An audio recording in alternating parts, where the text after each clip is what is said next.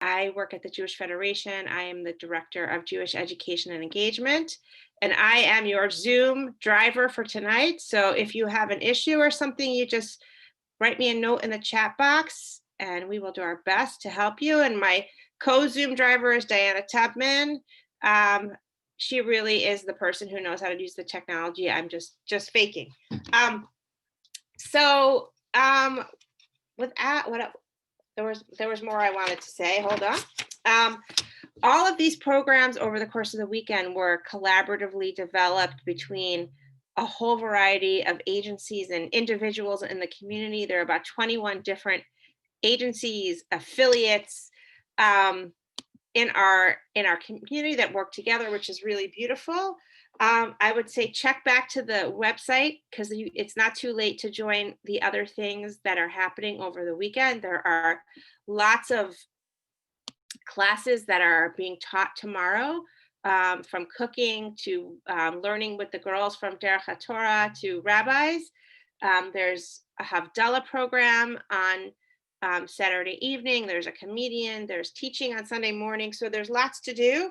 And we will put the registration information in the chat box. But without further ado, I am going to introduce Rishi. One more thing. Oh yeah, Diana. See, I told you. Yeah. Once we start the class, if you would like, you can pin Rishi's box. It's just the 3 dots in the top right-hand corner of her box. There should be an option to pin. And if you pin her box, your Zoom won't move around and jump to different people. It'll stay on her. So you can pin her screen and watch the baking magic. So the local celebrity, Rishi, I introduce, who needs no formal introduction. She's one of the first people I met when I moved to Rochester. We went out for coffee, and I'm so excited that you are leading our community for our first event. So go for it. Okay, now that I'm unmuted, hi everybody. It's really, really fun to see a lot of old friends and a lot of new friends too. I guess what I'd like to see in the chat box is how many of you have baked challah before? So I know what kind of class we have. We have a beginner class, we have an intermediate class, an advanced class. Raise your hand if you've baked challah before. Okay, well, those who don't have a screen can't raise their hand, obviously, but all right. So we will feel you guys out as we go along with how elaborate and fancy you want to go tonight. Before we start, I just want to give a really big thank you to Rachel and the entire team at the Federation for putting together this really, really beautiful initiative to bring our community together in the spirit of Shabbat. And I love the name, Plug into Peacefulness, because what more do we all need nowadays is for all of us to plug into peacefulness, and it is just so needed. So I'm really honored to be part of this, and thank you everybody who helped organize it. So there is not a better time on the Jewish calendar for challah baking. Yeah, Shabbat does come every week, but what we're going to do tonight is also explore some of the history of challah and the spirituality behind challah and more of what it means beyond Jewish bread. And so, you know, how we read a portion of the Torah every Shabbat, every week. And right now in the cycle of the Torah reading, we are now reading about the matriarchs and the patriarchs, the very, very founders of the Jewish people, and the stories of their lives. And we're taught in Jewish mysticism that the stories of the matriarchs and the patriarchs are really the stories of our lives. And we have to explore what are the secrets that they knew 4,000 years ago that they've handed down through the generations and given to us. What did they know? And I don't know if you'll remember, but in the beginning of this COVID-19 pandemic, it seems the whole world discovered the secret power of baking bread, because guess what? There was no yeast in any supermarkets. There was a massive shortage. Why? Because everyone all of a sudden is baking bread. There was this whole sourdough craze that thankfully I didn't get, but there was, everyone's baking bread all of a sudden. And what is it that our mothers knew that now 4,000 years later, everyone's understanding this power of baking bread? So going way back to the first Jewish mother, Sarah, and her wide open tent in which she hosted hundreds and thousands of people and nurtured them with love through, of course, her food and the bread she baked. And we are taught that her challah, her bread, had a very special component to it. And that is that her dough stayed fresh the entire week long, from Friday to Friday. And it had the ability to nurture people, not only physically, like she didn't only feed people to make them not hungry, but she also had the ability to nurture people in many other ways, spiritually, emotionally.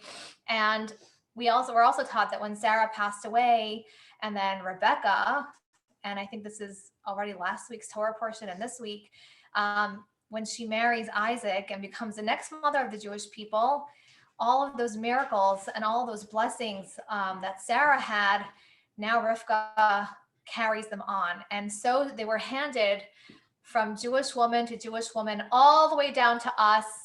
And we have these special gifts. And everyone's understood that when you bake a loaf of bread for your family, it's not just a bunch of ingredients in a bowl, right? That those who have baked bread know that there's so much more that goes into your dough. You like invest all of your energy and your emotions and all of your love and all of your everything. And, it's a long process, and there's yeast, and the dough is living, and it's so much more than throwing some ingredients into a bowl and boom, you have bread. There is this power, this magic of baking bread from scratch that many, many people now know, and that we Jewish people have known for thousands and thousands of years. So it's very, very apropos.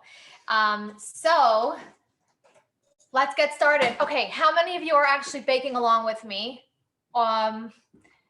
Okay, well, I can't really see those people. Turn your video on if you can. I would love to see your faces if you're into that. Hi, everybody. If you're baking challah with me, just wave your hand. Okay, so we don't have a ton of time. Hi, everyone. So yes, we're gonna do the dough process together. This is my daughter Mussy, who's hanging out with me tonight, and she'll be kind of like my sous chef. We're gonna jump right in, okay? So let's see if we can adjust the camera to see. So I'm gonna step backwards. Okay, can you all see me without my head? We can see you, but you kind of are getting a little frozen. Technology business is not so simple. I'm getting frozen. Am I still frozen? Not right this second. Now you're good. I am still frozen. You're good now. You're good now. Okay, you're good now. Okay, so are you able to see that what I've got on the counter here, more or less? Let me just put on speaker view so I can see myself. All right, I'm putting on speaker view so I can see myself. Okay, so here I have my bowl. I've got a lot of ingredients here, and the first thing we're going to do actually is start with our yeast mixture. A lot of people are intimidated by the yeast. I have these big packs of yeast now that ever since the whole yeast shortage, I couldn't find the little packets of yeast anywhere. So I started buying these big packs at like Restaurant Depot. So now I have these. But anyway, I already have it pre-measured. If you're using square packets of yeast, you're going to add 2 packs of yeast to your bowl. If you have a big pack of yeast. Can I pause you for a second? There's a question in the chat box that says, what does very active yeast mean? Do you mind sharing that? What does very active yeast mean? I wish I was a chemist and knew, but I think that very active yeast, they do something to it so that it's really hard to kill it, so that it works almost every single time. So if you're a lazy cook like me, use the highly active yeast so you don't mess it up. I mean, I don't think I've ever messed up a challah dough because the yeast always works. So I don't know more than that. Whatever yeast you have, I'm sure it's going to work. It'll work out fine. Let's see. Can you get that warm water ready for me? Yes, please. Warm water. Okay. So if you're using a big pack of yeast, you're going to measure 2 1/4 teaspoons per packet, which would mean 4 1/2 teaspoons of yeast. Okay. 4 1/2 teaspoons of yeast. Now, to proof the yeast, we're also going to add our sugar. Hang on one second.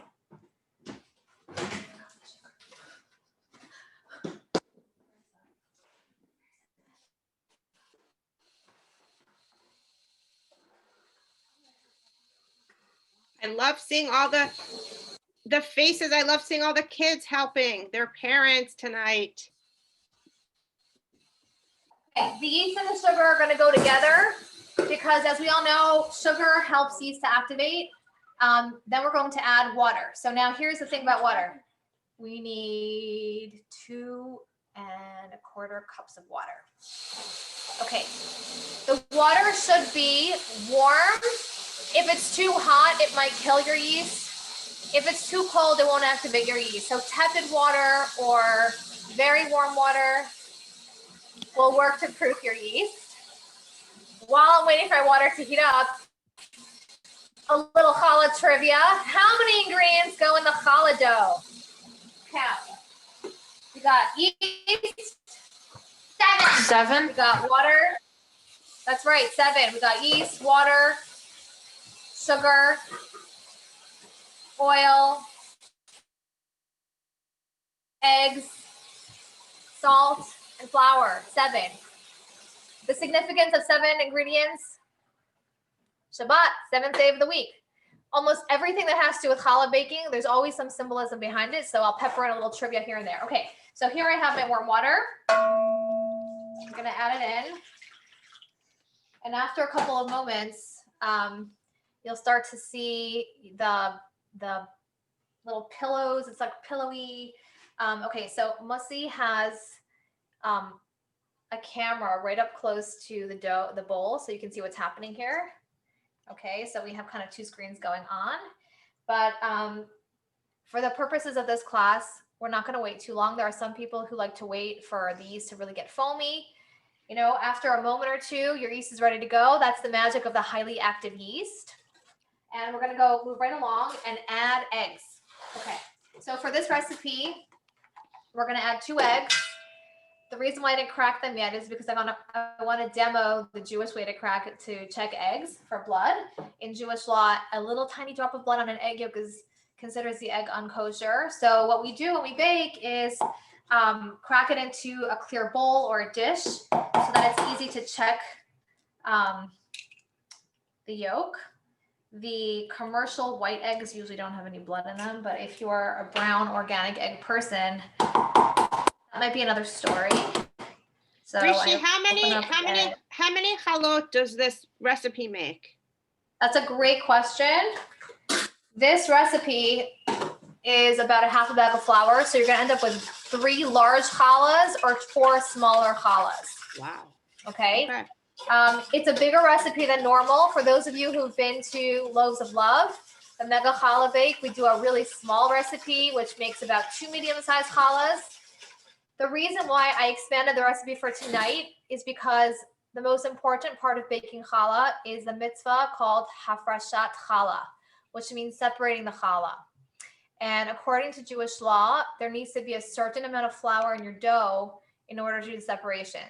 So we're doing a recipe that has enough flour in it that each of you in your own home can say the blessing along with me tonight and be able to separate challah together. So that's the reason why we have a bigger recipe, but never fear, the challah freezes beautifully, and you can make smaller rolls and freeze them for next week. You can share them with friends or those who need a little lift. And the next piece of trivia is this: how many challahs go on our Shabbat table? Anyone know? As I add my oil, 2/3 of a cup of oil into our bowl. Okay. I see someone in the Biedenkopf family saying 2. That's right. They've been to challah classes before, so they know this already. Okay, 2 challah, doesn't matter if it's like a little roll, 2 little rolls, or 2 big challahs. The 2 chalot symbolize the double portion that the Jewish people received of something called manna, which is like heavenly food. So we're going way back, like 3,000 years ago. The Jewish people are wandering in the desert for 40 years. There's no Wegmans. There's no Aldi, there's no supermarket, there's no nothing. Okay, how do these people survive? What do they eat and drink every day for 40 years and 40 nights? 40 days, no, 40 years.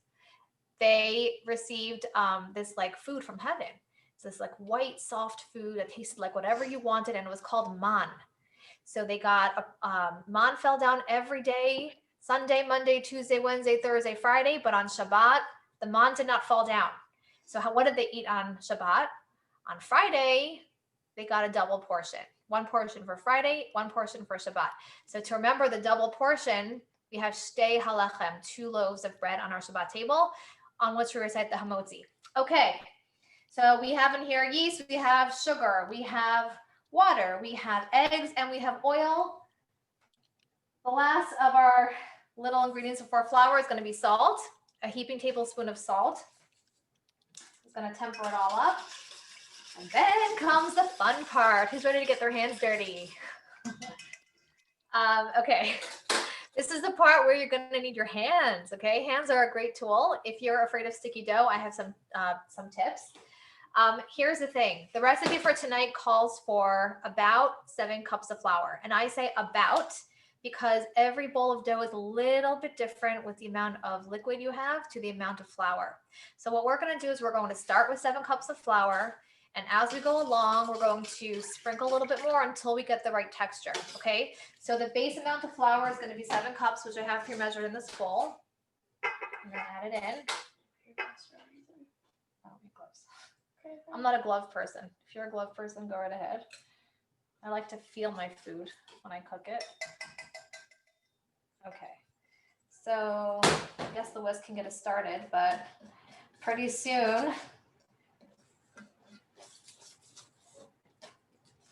as soon as your dough becomes too thick, the mixture becomes too thick to mix with a spoon or a whisk, that's when you're gonna need to use your hands. Oops, I'm getting it all over me. Okay, see it's starting to clump into the whisk. All right, here I go. Who's with me? Who's gonna get their hands dirty tonight? Gotta get messy. And here's where baking bread becomes like a really multi-sensory experience because you gotta really put your energy into kneading dough. You really do. It's like, think about everything that's going on for you. All your stresses, just put it all into the dough. Let it all out. Gotta knead, knead, knead. Okay, so as my hands are going through the dough, it should start to pull away from the sides of the bowl. Be sure to use your fingers like this, Melissa, you have it, to scrape down the flour and the dough stuck to the sides of the bowl. Okay, and here's the kneading process. My hands are already getting full of flour, but you see on my hand, my palm, right here, this is, wait, can you see it? Yeah, we could. Hold on. On this camera. Yeah, I'm gonna hold up this hand to the, this is the heel of my palm.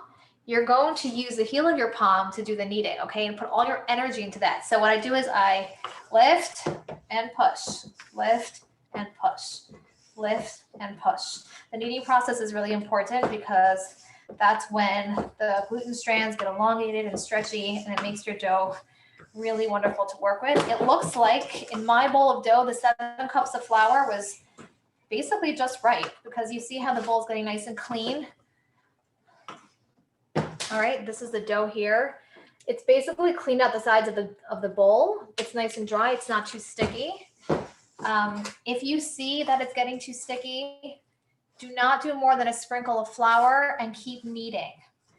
Okay, another tip for sticky dough hands. The way to clean your hands from sticky dough is not by washing them with water. That'll make them more sticky. It's actually sprinkling them with some flour and then rubbing your hands together, and then the dough kind of dries up and clumps off. So keep doing that as needed. If your hands are too sticky, you really won't feel the texture of the dough.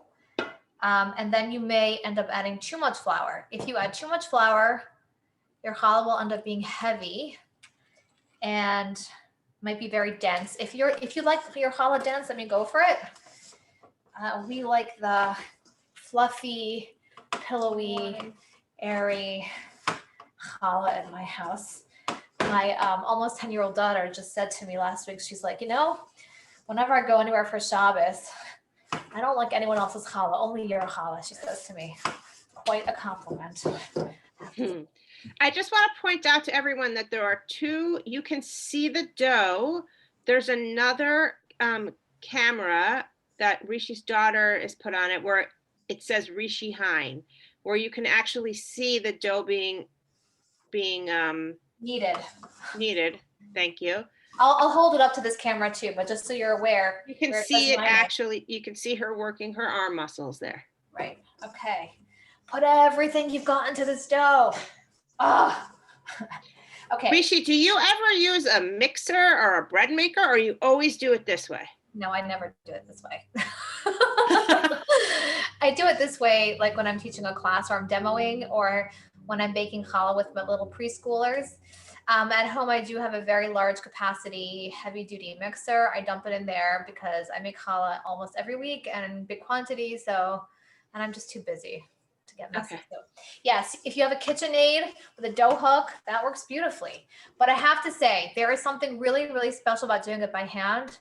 The dough hook is awesome, but it doesn't have the same, like, I don't know, I guess feel. If you have the time and you want to invest some more energy, kneading dough by hand is a unique experience, shall we say. It's very, very special. So now let's go through, what should your dough look like and feel like? And this is a part where I get a lot of questions because everyone's always asking me, is this good? Is this good?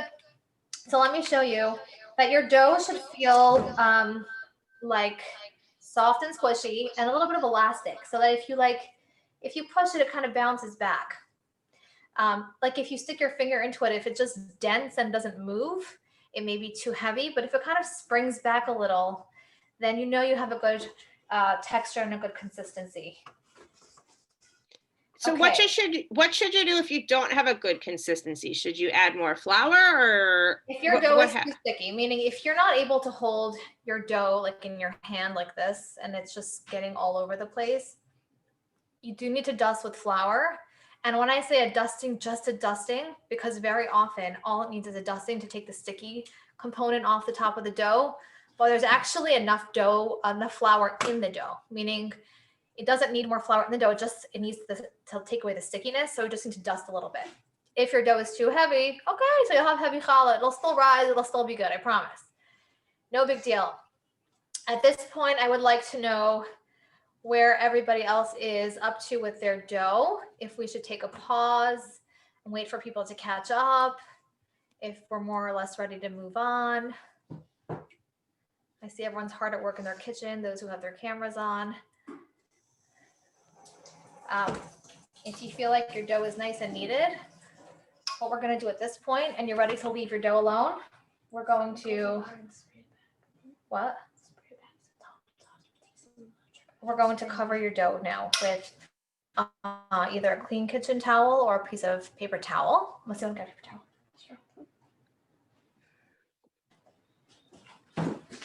Mommy.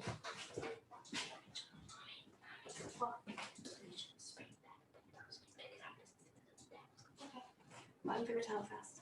Okay.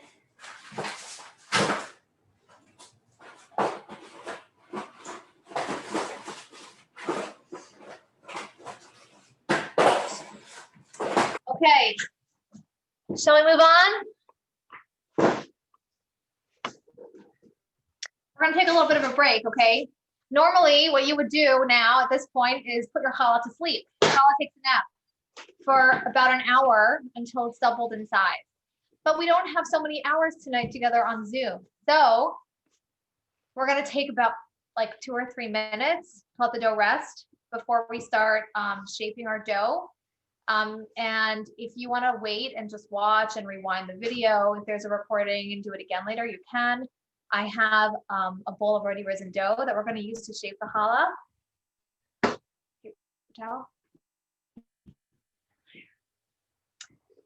Okay, so now the challah is going to rest for a few moments. Okay, at this point, let's talk about the whole mitzvah associated with challah. So baking challah is not just a lovely tradition, but there's also a special mitzvah connected with it. When I say mitzvah, I mean a commandment in the Torah over which we make a blessing. There's a special blessing that we say when we do the following ritual. Let me explain to you, I guess, where this whole ritual comes from And then we'll talk about why it's still relevant today and why we still do this today. So 2,000 years ago, 3,000 years ago, we had this temple in Jerusalem called the Beit HaMikdash, which was the focal point of the Jewish people in those days, where people came to connect, and it was a spiritual center of the Jewish people. In those days, there were a group of people called the Kohanim, the priests who worked in the Holy Temple. They did not have their own portion in the land of Israel, as many of the other 12 tribes did. And it was a tradition for anybody who baked bread. They would bring their very first loaf of bread out of their batch of dough as a gift to the Kohanim in the temple as an offering to God.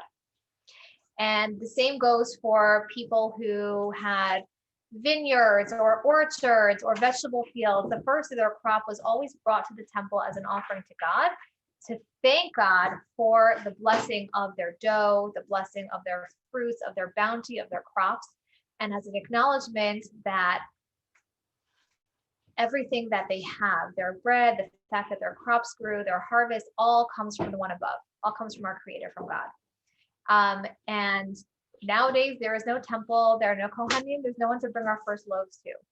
Today, we have the tradition before a big batch of dough is baked to separate a small piece, recite a blessing, and then dedicate that piece of dough to God.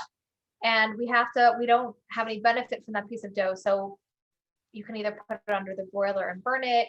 You can let it sit for a while until it becomes inedible, and then we throw it away. So why do we still do this now? And what's the whole thing with separating the challah? And why is it so special? So let's go back to, we were talking about our matriarchs, right? The ones who gave us the gift of challah, the gift of baking bread. Why was this specifically a women's tradition?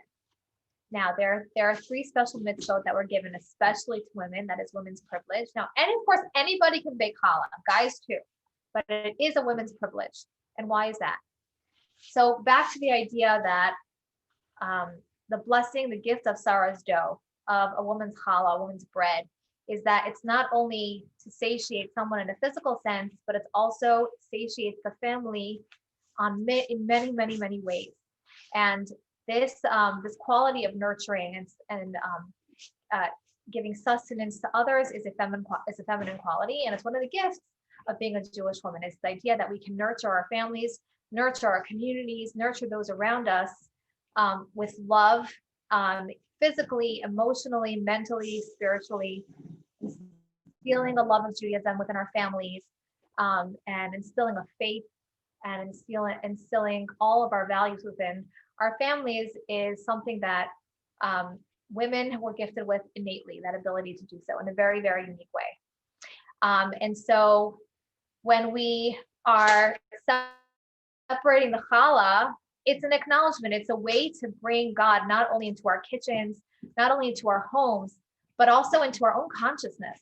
We're saying, here's a piece of dough. I'm offering it to you, God, higher power, creator, whatever you want to call it, and say all of the blessings that we have in our lives, the bread that we eat, the food that we have, the roof over our heads, the clothes that we wear, the talents we were given, all of the gifts that we do have were given to us as a gift. And it's a time to pause and reflect on that. And that is actually the whole idea of Shabbat, right? Is taking a day at the end of our stressful week, all of our mundane activities, and we're taking a day to just kick back and reflect upon where all of our gifts come from, to realize what it is that we actually have, to be thankful for our blessings. Another coincidence, Thanksgiving is next week, right? It has everything to do with gratitude and being thankful for what we have, is what we do when we separate challah. And, back to the idea of plug into peacefulness. So peace is another big theme of Shabbat, a really big theme of Shabbat. In Hebrew, this type of peace is called shalom bayit, right? Peace in the home. So who was gifted the privilege of bringing Shabbat into our homes? Again, Jewish women, by lighting the Shabbat candles. Shabbat begins at sundown when the woman of the house, if there's no women, of course, anyone can light the candles, But if there's a woman in the house, it's her special privilege to light the candles and bring in the Shabbat. Shalom Bayit, peace in the home, was always something that women had a very, very special influence over. We have a special influence to really create connection between people, to instill love in a very unique kind of way. And therefore, women were given the very special job of bringing peace and light into our homes. You know that the only way that we can bring light to our world is if we first light up our homes, right? We can't change the world on the outside if our homes are dark. So inside our homes, women take center stage and instill and increase a special atmosphere in the home where we bring light into our homes, and then we can go out and light up the world, which, by the way, is the reason why Shabbat candles take precedence over Hanukkah candles. So, you know, according to Jewish law, if someone doesn't have enough money to buy Hanukkah candles and Shabbat candles, you just buy the Shabbat candles, because inside of our homes comes before the ability to light up outside the homes. Okay, so now that we've just talked about Hafrashat Challah and the gifts of the women and Shabbat and Shalom Bayit and peace and all that great stuff, we are going to do the Hafrashat Challah together. And let me explain how it's going to go. Hey, Melissa, bring back the other bowl of dough because we're going to separate the dough.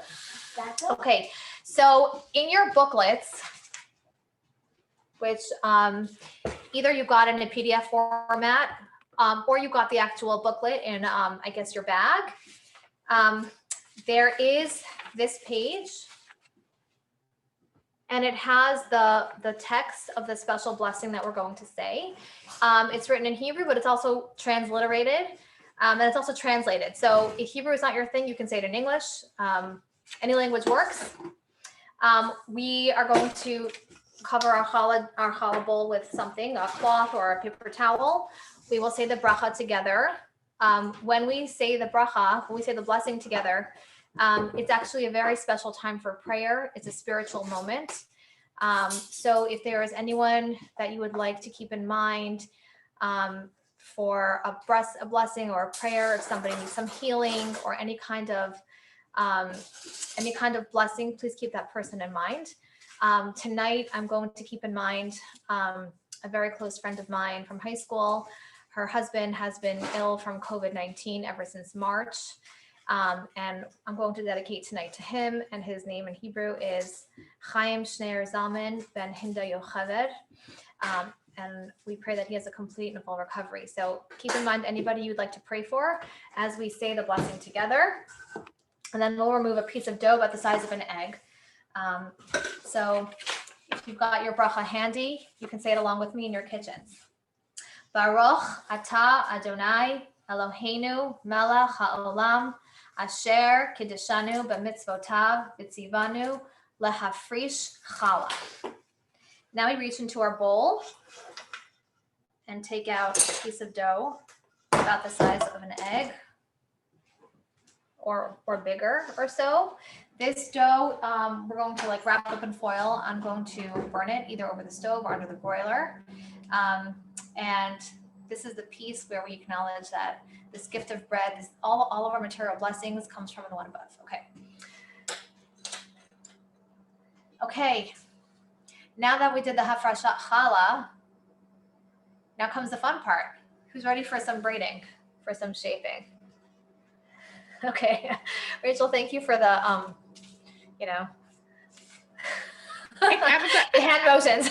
Secret, I was a cheerleader, but we don't tell anyone that, now that everyone knows. Now I know, see? Now you know. I can count on you for cheerleading any day. That's really, really awesome. Okay, I'm gonna use this bowl of pre-risen dough. Okay, so for those of you whose videos are not on, I would just like to know if we should stick to basics tonight, if you want to go a little more elaborate. I'm going to show you a few different things that I probably haven't done in the past. So I just want to gauge, I guess. I say go elaborate. I'd say go elaborate. Elaborate? Okay, I don't want to overwhelm anybody. You know why? Because show us one of each.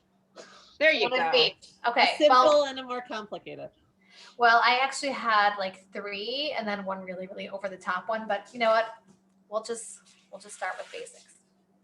Okay, so I'm gonna assume that mostly everyone has made a 3-stranded regular basic braided challah before, yes? Yes. Okay. Yeah. Wait, Mosi, are you here? This is where I need my sous chef and she just ran away. Because rolling the strands of dough just take a long time and it's boring to watch too. But okay, so the first thing we're gonna do is a 6-stranded challah, and not the kind that you're not gonna get, because I've tried to teach people my method of doing a 6-stranded challah so many times and it's so complicated. But there is something very special. I know my head is cut off, but I hope you can hear me, about doing a 6-stranded challah, and that is because there's actually some symbolism to the number of strands we have in our dough. So remember when we said that we have 2 challahs on our Shabbat table? So 6 times 2 is 12. And there are 12 tribes of the Jewish people. So when we braid together all 12 strands, 6 strands and 6 strands, it's a symbolism of the fact that we are not complete unless we have every single type of Jewish person all woven together in this big challah. That we are together, we are one, and when we all are braided together, we are able to really sustain and nurture, and all the blessings that a loaf of bread can give. It's because we're all together. So there's something very, very special about the number 12. So I'm going to teach you a much simpler version of a 6-strand, which is kind of cool. So I think I took off too much dough, but anyways, 1, 2, 3, 4, 5, 6. You should have 6 balls of dough. Now we're going to roll them into snakes. Pinch them all together at the top. Let's see, is the Zoom on me? Okay. You can watch my other Zoom screen under Rishi Hein to see what's going on my counter. Okay. So yeah, I'm just rolling them into strands. I hope you're not getting too bored. I'm choppy. Really choppy. Okay. Strand number 1. Strand number 2. Rishi, how long was that dough really out? Like, how long did that dough rise for? The dough here, I did this afternoon. So it rose for about an hour. Then I punched it down and it rose up again. Yeah, true story. I've left out a bowl of dough for many, many hours. It went everywhere all over my counter. And it had this like very yeasty taste to it afterwards. Whatever, it's all good. Didn't hurt anybody. It's got to work for your lifestyle, I would say. So, okay, here we are, 6 strands. Okay, the reason why this is simple is because it uses the same technique as a regular braid. So has anyone done a fishtail braid in like your daughter's hair before? So this is called a fishtail challah because it does use many more strands, but it's still going to be like a flat weave challah, not like one of those big round fluffy kinds that take more technique. So I'm going to do this really slow. We're going to do 3 strands to one side, 3 strands to the other side. Everyone with me? And now using opposite ends, we're just going to pretend we're doing a regular braid. And this is the center, okay? So I'm going to start with the right side. It goes over to the center. And now again, cross it over to the center from the left side. Now the right side in the center. Now the left side in the center. And now the right side in the center. And the left side in the center. And this gets repeated. So you still have your 6 strands. And the braid is more elaborate, but the technique is simple. Okay. A little lopsided, but do you all see? I'm going to put it up here as well. This is a 6-stranded fishtail challah. Okay. So I feel like this is really achievable and doable for those of you who are looking for simple. It's really pretty, and you get your classic 6-stranded challah that way. You're not getting it. Sorry. All right, you all with me? Thumbs up if you're with me. Who's ready for the next one? What's the time, by the way? The time It's 7:44. Whoa, time just flew, man. Okay. This is so fun. It's so beautiful. Okay, the next one The next trick I'm going to show you here is I have a paper towel roll that I'm going to roll in parchment paper. And I'm going to stuff the ends. Okay, so now I have this roll. And we're going to do little challah napkin rings. Okay, so for this one, we're going to use a small amount of dough. So I don't know, the size of a baseball maybe in your hand. And this is going to be a classic, simple 3-stranded challah, but the strands are going to be super skinny and long so that they will wrap around the paper towel tube. And if you want to really impress your family, set the table with a little challah and a napkin that goes through it. Okay. For when you don't have Thanksgiving with your family this year. Just kidding. Whatever. Or for another time. You know, this will at some point, we will have Shabbat guests to get in our homes at some point. Maybe At some it's just point. not now, but you know, it's always good to have some tools in your toolbox. Okay, so here we go. I'm just doing a regular 3-stranded challah. Look at that. We have Martha Stewart right here in Pittsburgh. Oh, stop it. That's beautiful. All right, here's my I always have such a hard time with the braiding. It never comes out like so equal. Like it's so. Well, guess what? The next challah I'm going to do, it's not braiding at all. So you don't need to braid. Braiding is wonderful, but you don't need to braid. So now I have my paper towel roll covered in parchment paper. I'm just going to drape the challah over all the way around. So it's all around. You see that? Okay. Yes. You can do this. This paper towel roll can fit 3 napkin rings because it is going to rise in the oven. And I'm just going to put it on the baking sheet as usual, and it bakes that way. And when they're all done, you can just slip it right off, and you can, like, I don't know, stick your hand through it, make it a bracelet if you want. Have a snack. Napkin through it. Yeah. You bake those for less time. I like that. It's like the Smarties. It's like a snack. It's a challah snack. Right. Rishi, do you Okay. bake those for less time? What's that? Do you bake those rings for less time than you would a normal challah? That's a very, very good question. That's a very good question. And the answer is yes. Although if you bake them all in the same pan, nothing's going to happen. A smaller challah will bake for about 25 minutes on in a normal oven at 350. And a bigger challah will take more like 35 minutes. But you need to keep checking. So when we bake, we use our sense of smell and sight and touch to sort of see if the challah is done. So depends on your oven also. So it's a little bit iffy. Okay, I have to apologize because I gave you all the recipe, but I didn't include all of my ideas for fun add-ins and toppings, which I have here. I thought about it afterwards, but let me show you what I have here. In this bowl, I have an onion mixture. Let's see, here, like right in front. Yeah. The onion mixture is just a chopped up onion, a diced onion with some olive oil and about a tablespoon of salt. For this next challah, it's going to be an onion stuffed pull apart challah. So no braiding involved on this one. We're going to do it in a flower shape. So I have a round pan. It's just a springform pan that I put parchment paper in, but you don't have to even use any round pan if you don't have one.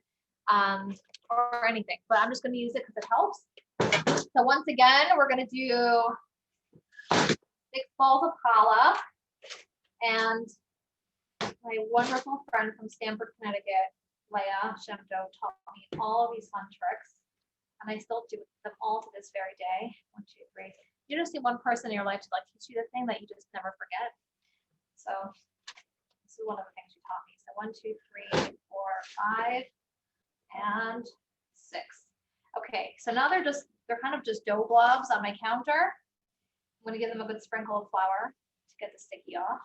Now let me show you how you get a really, really nice smooth ball of dough. Okay, so with my thumb, I'm just going to pull it, tuck it under, and pull, tuck it under. Just keep doing that, and you see I end up with this like beautiful, very smooth round ball of dough. Okay. In the pan, I'm going to put that one down in the center.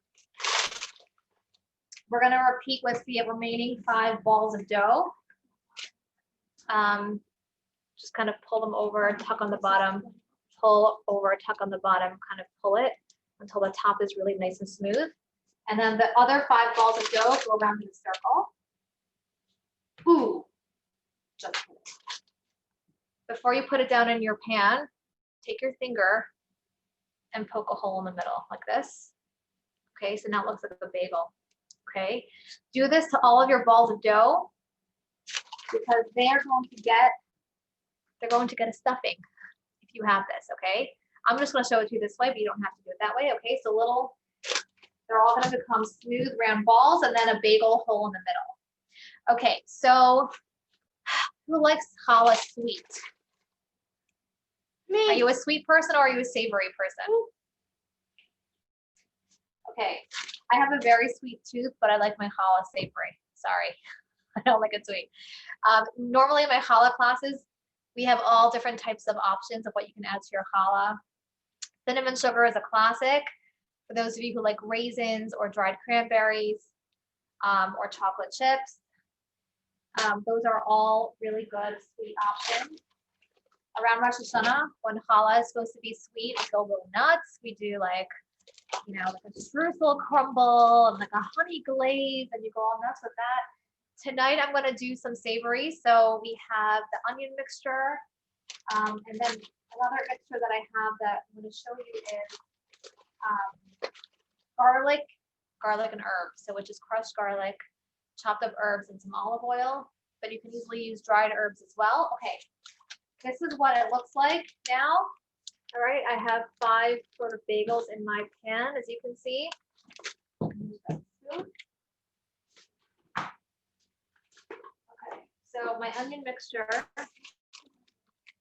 Fine. Just a spoonful. Stuff it in the cavity in the middle. It will pop out a bit. When this bakes into the dough, it is amazing. It's like onion rolls on the next level.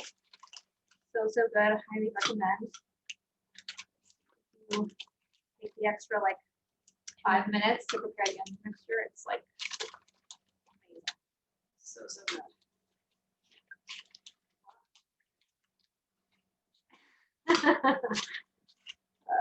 Okay.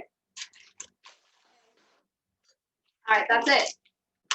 Pull apart. Okay, so when it bakes, you'll have these like 5 delicious kind of buns that you can just pull apart, and no braiding involved. So that's this one, everybody. Okay, another thing, if you're not into toppings, there's this new thing in the market called everything but the bagel topping. There's a question about the onions. Do you have to saute the onions first, or are they raw? They're raw. They're raw onions. I bet if you saute them, that's a whole different level of delicious, but I don't have patience. So we just do it with raw onions, olive oil, kosher salt.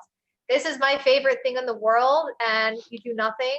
This is called everything but the bagel. Yeah, everything bagel. Trader Joe's carries this. I got this one at Aldi. It's a mixture of sesame seeds and garlic flakes and kosher salt. Okay, we're gonna add this after we add the egg wash on the top to make it really, really shiny. Well, this will come at the end. If you have this at home, easiest, quickest topping for your challah, highly recommend. Okay, do we have time for the over-the-top elaborate challah, or should we just end here? I think we should. I mean, I think that here's the beauty of Zoom. Like, if people want to leave, they can leave, or people want to stay, they can stay. So, okay, let's see it. I'm very curious. Well, here's what we'll do. Let's wrap up the challahs we have now using toppings and egg wash. And then those who want to hang out afterwards, I can demo the last kind of challah. But first, what we're going to do is grab your eggs, your carton of eggs, get a bowl. Let's see, can you find the egg? We're going to cram another raw egg into a bowl. And the egg that's brushed over the challah gives it this beautiful shiny glaze. And whatever toppings you have on it, it just sticks really, really, really well. Hang on 1 second.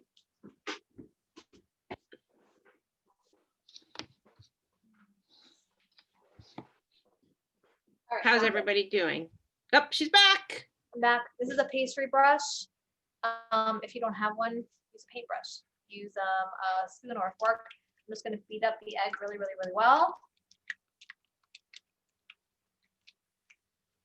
Okay. Glaze the challah. Be really generous with the egg. Goes into all the cracks.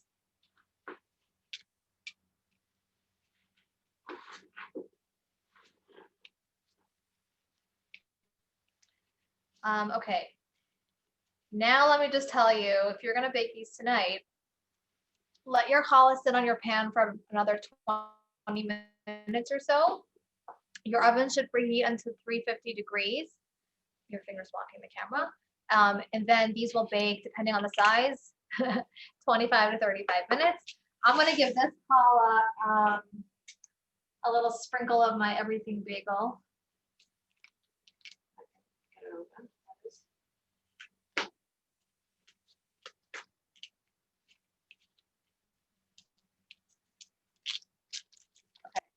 It already smells good. It's like you gotta do nothing. It's just delicious. So good. I'm coming over. Okay. Okay, here's this one also. We'll do a quick egg wash. And that's it for those who wanna get out of here and go bake your challah, go to sleep. If you wanna stay on, what? A cinnamon sugar? Lucy wants to do a cinnamon sugar. Okay, so we have to make cinnamon sugar. Okay. So who wants to see a turkey challah for Thanksgiving? That's what It's a I was little bit thinking crazy. about. I've Are seen you such, thinking about that?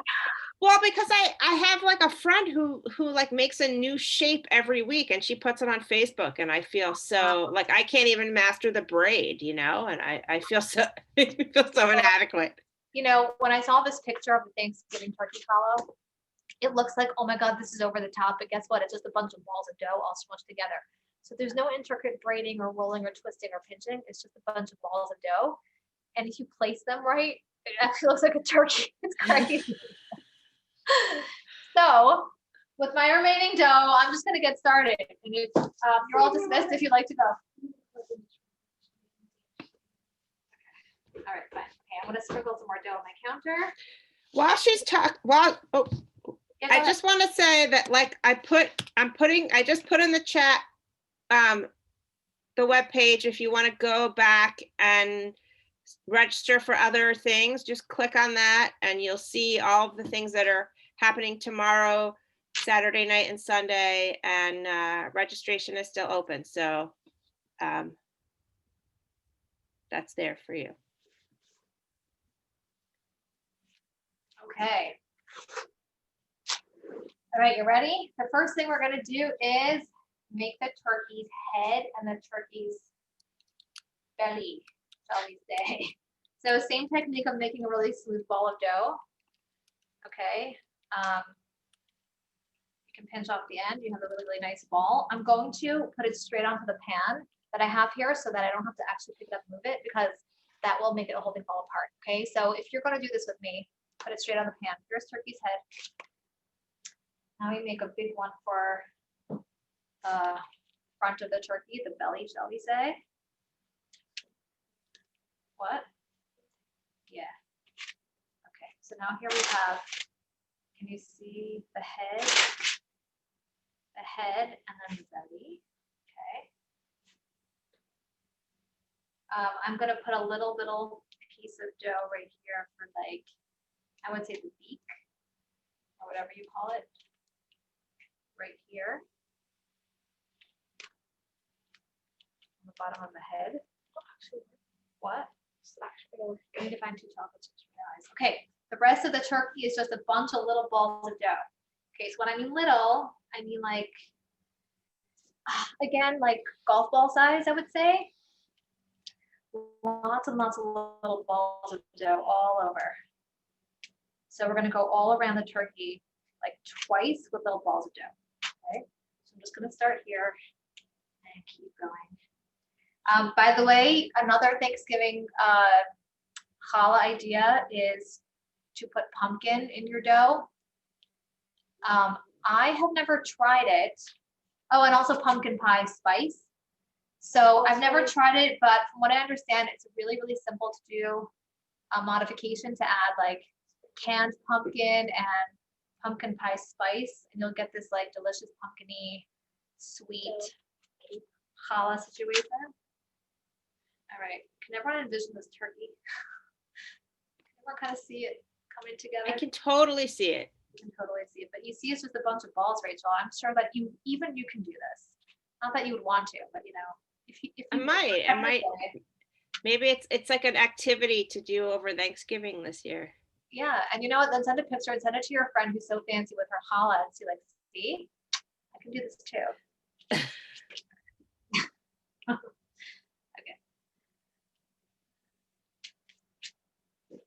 Let's try to do this speed. I wish I had like a time lapse, but it's live, so we can't do that.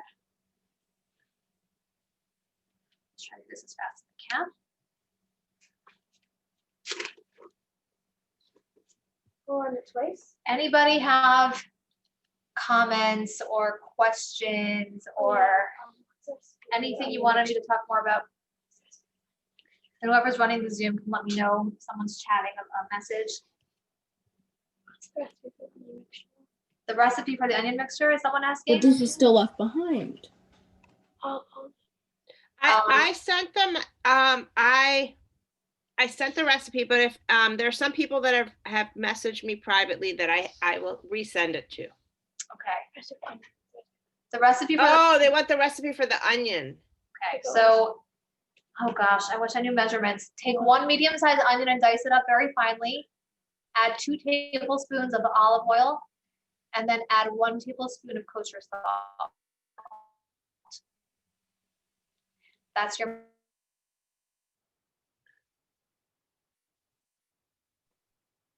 You froze. But Mussie's writing the mixture. The other mixture that I actually have for the onion.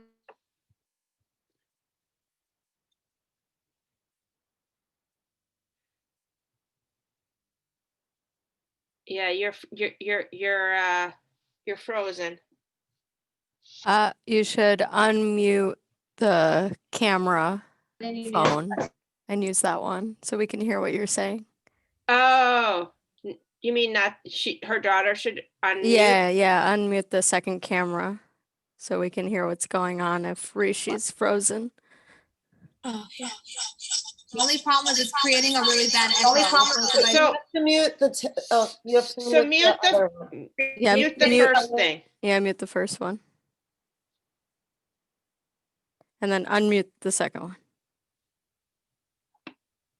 Diana needs like a DJ name, I think now. I need my own switchboard. Call her DJ Diana. DJ Diana. Okay. Look I'm at the done. turkey. Gobble gobble. See the Look at turkey. that. Okay. Cute. It's cute. I think it's cute. I'm so hungry. Yum. Okay, turkey challah is almost done. 2 more little volley feathers, and then we will add. What do we have here in the kitchen hanging around? Cinnamon. No, for the eyes. I don't think so. You can do a signature like 2 little pricks. Raisins. Okay, we're gonna play pretend today, guys. Okay, here's my turkey. Let's get something for the eyes. Oh my gosh, nice. Oh my goodness. Okay. Okay, look. 2 chocolate chips. Eye. Beak. Oh my gosh, I cannot.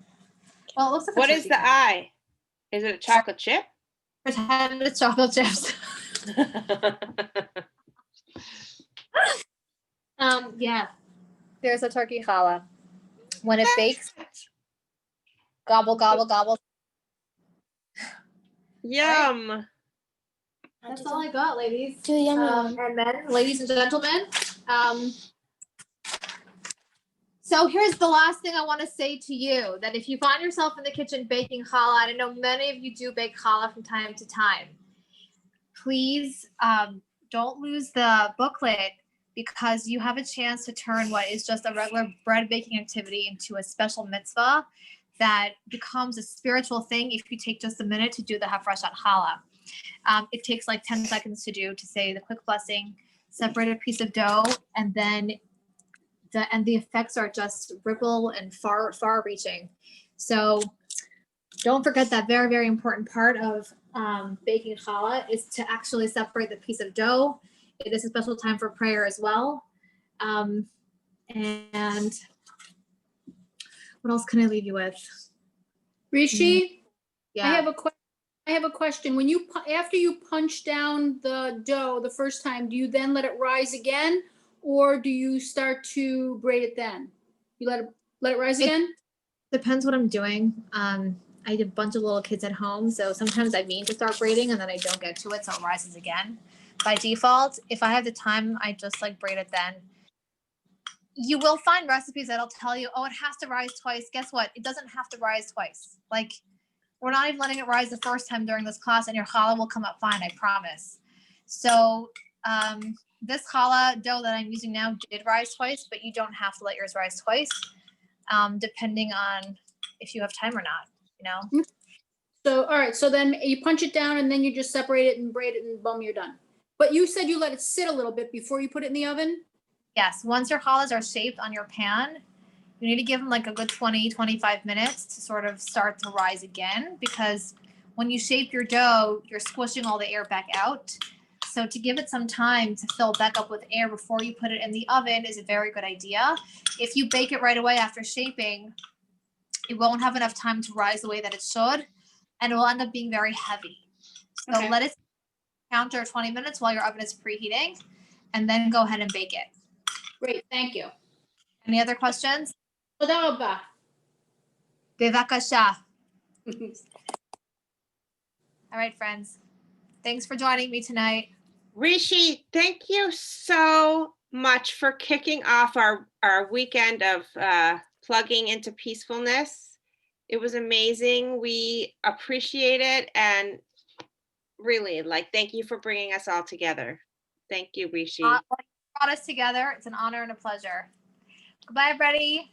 Shabbat shalom. Enjoy the rest of this wonderful weekend.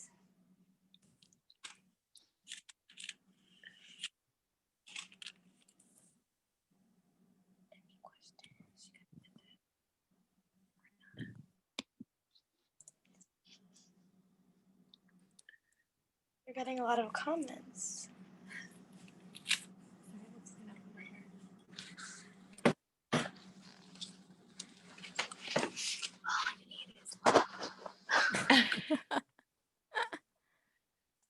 Okay, good morning. What?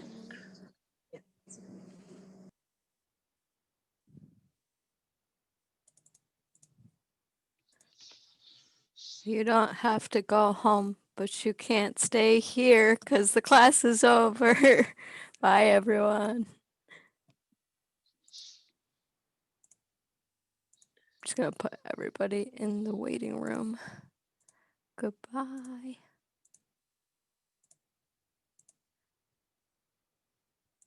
Okay, That was good. That was fun. that was good. Okay, let me stop